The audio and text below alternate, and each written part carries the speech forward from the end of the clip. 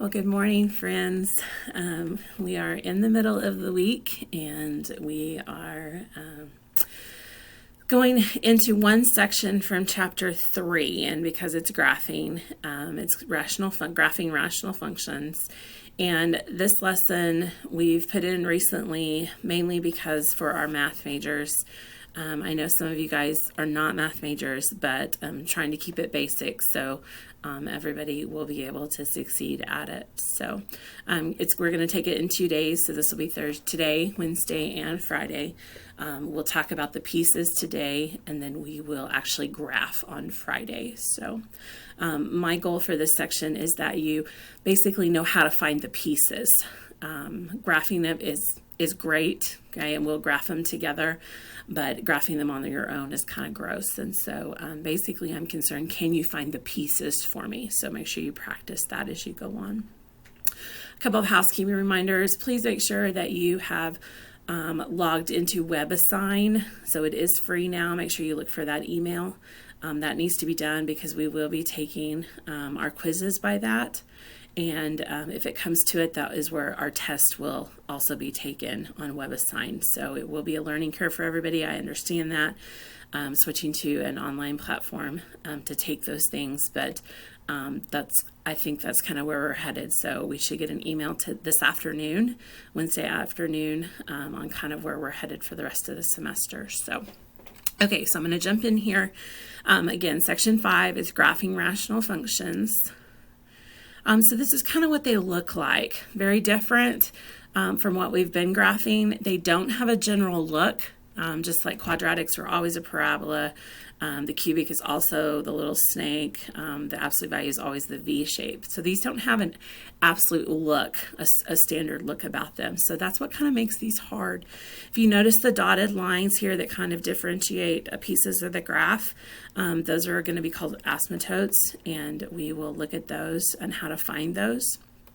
But I just kind of want to show you some different looks of the graph. So let me make this a little bigger, maybe. Nope, that wasn't, not happy with that.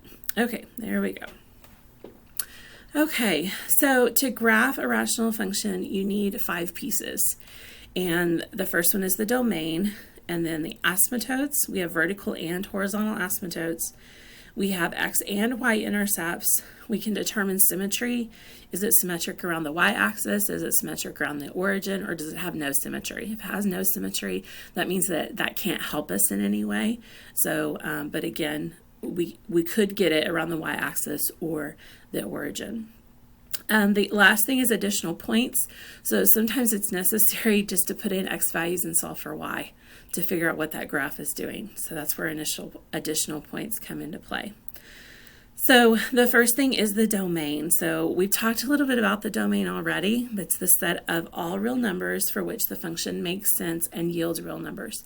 So that means you have to find out where is it undefined, but also where is it, does it create any imaginary numbers? Now, let me back up a minute. So what a rational function is a rational function is where you're going to have a fraction, okay, and that's what kind of makes it gross.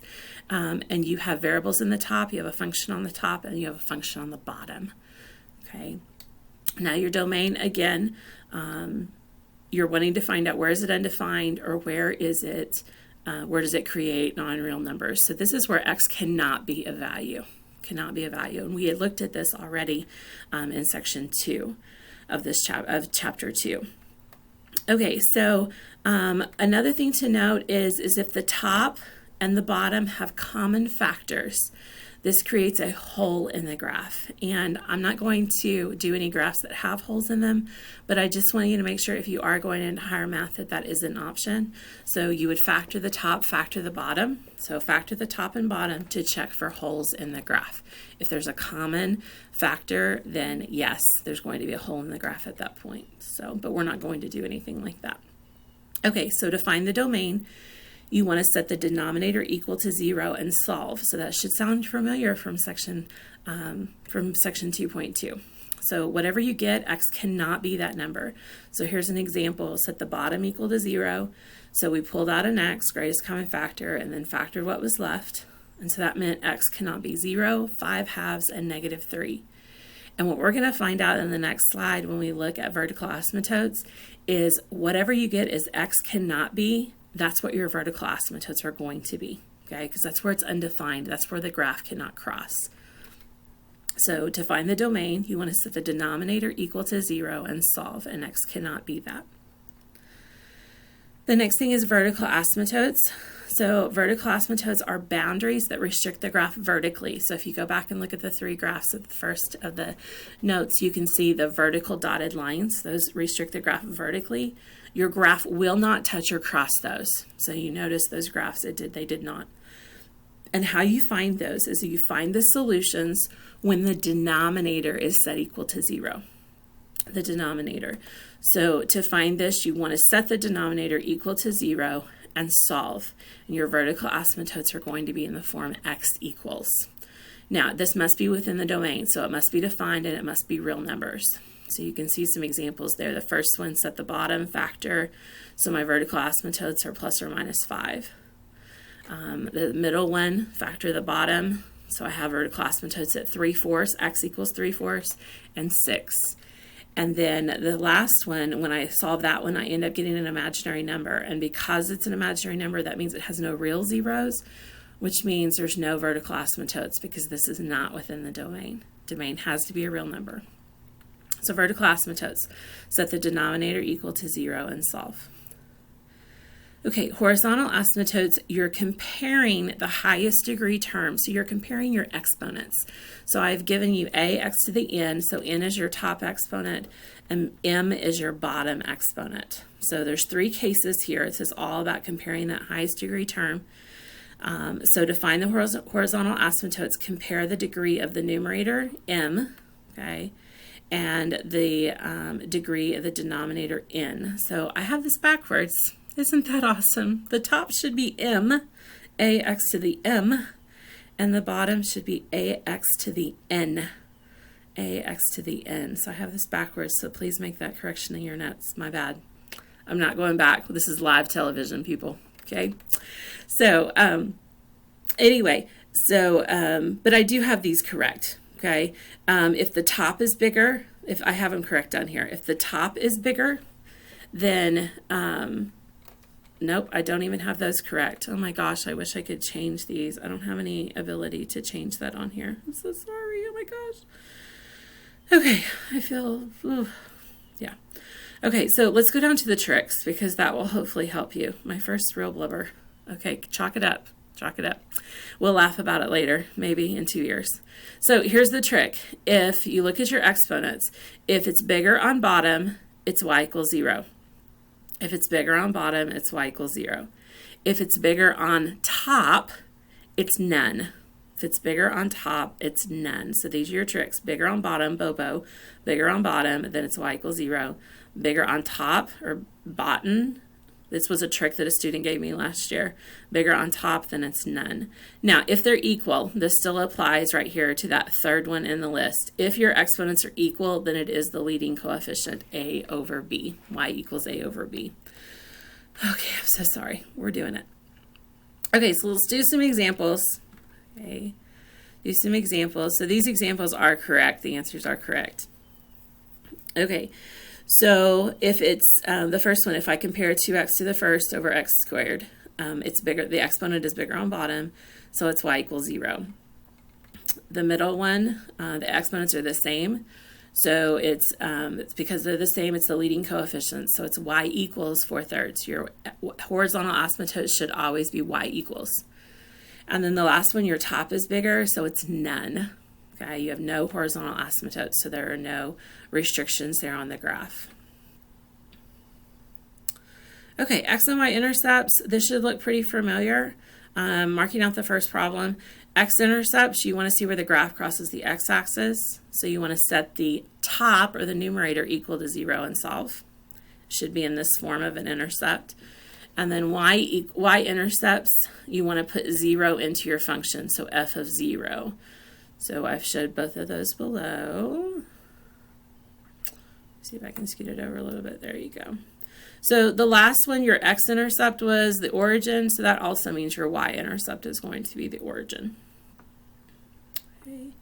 Symmetry, it's like same idea that we saw in 2.5. You're putting in negative x everywhere there's an x. I don't know what that line is right there down the middle, but I will clean my scanner. So negative x everywhere there's an x. If it comes out exactly the same, it's an even function, which is symmetric around the y-axis. If it comes out an odd function or it comes out exactly different, then it's symmetric around the origin. And we'll see both of those ideas when we graph on Friday. It can have no symmetry. So it's a combination of the two. Some are same, some are different. It can have no symmetry. Now, the last thing is your additional points. So sometimes there's the need to know what the graph looks like. And so you want to pick in the sections based on the vertical asymptotes. So you want to go to the left of the vertical asymptotes, in the middle, or to the right. As we graph, I'll point those out. So pick x values and then solve for y. Okay, so go back through this. If you have questions, I am sorry about that one mix-up. Make sure that you change that in your notes. If I go back to that page, what it should say is it should say ax to the m, ax to the m, as in manicure, which none of us are getting, and bx to the n, as in Nancy, which I don't know a Nancy. So ax to the m over bx to the n. So here, if the bottom is bigger, the first one should say if the bottom is bigger, and the second one should say if the top is bigger. But your tricks are correct. So if you learn the tricks, that'll make it easy for you to remember. The third one is still correct. If the leading coefficients are the same, then they are, you said at y equals the leading coefficients. So, okay, it's Wednesday of the first week. We're kind of getting this. I would love some feedback. Are the videos helping? Are the notes helping? Do you need additional information? I would love to have some feedback on this to see if this is working. If it's not working, I'm willing to try something different. So please just email me some feedback. Please make sure you get logged on to WebAssign today. Also, you have a quiz due by midnight tonight, the 2.5 quiz, so make sure that you get that pictured and emailed to me. So I have some of those already. You will get a response back from me, and that will tell you your grade, and I will kind of tell you which ones you missed and so forth. So, okay, I miss you guys. I just need you to know that. You may not think that your teachers miss you, but I miss you, okay? So stay safe, wash your hands, and kind of take time to rest. Take time to rest. So, okay, bye.